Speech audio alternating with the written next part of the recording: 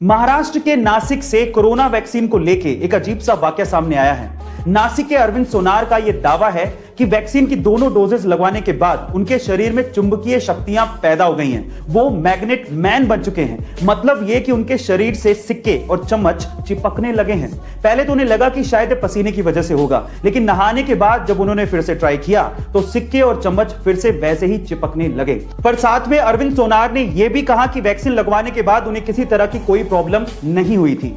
प्रशासन की तरफ से रिएक्शन आया कि इसकी हम पुष्टि नहीं कर सकते, ये जांच का विषय है। पर यह सच है या कुछ सालों पहले यूएस का एक बंदा प्रॉपर्टी खरीदना चाहता था, लेकिन उसे अर्थ का रियल एस्टेट बहुत ज्यादा महंगा लगा।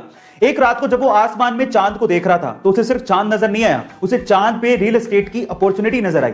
एक्चुअली 1967 स्पेस एंटिटी जिस पे दुनिया के लगभग सभी देशों ने साइन किया है, उस पे ये लिखा हुआ है कि किसी भी देश या उसी सरकार का हमारे सोलर सिस्टम के सेलेस्टियल बॉडीज पे कोई अधिकार नहीं होगा, लेकिन उस पे किसी इंसान का जिक्र नहीं है। इसीलिए इस बंदे ने यूएन को एक लेटर लिखा और अपने आप को मून का ओनर घोषित कर दिया। वहां से कोई ऑब्जेक्शन आया नहीं, तो इसने सोचा कि मुझे अप्रूवल मिल चुका है, और तब से लेके आज 41 सालों तक वो और उसका बेटा क्रिस मून पे प्रॉपर्टीज सेल कर रहे हैं, और वो लोग मून के 200 मिलियन एकड़ के मालिक हैं, और वो भी 0 रुपए में। गाइस, अगर आपको मून पे प्रॉपर्टी खरीदनी है तो आपको इनसे कांटेक्ट करना पड़ेगा। आपको इंफॉर्मेशन यूएफओ, एलियंस और एलियंस की दुनिया, ये हमेशा से ही हमारा ध्यान खींचती आई है।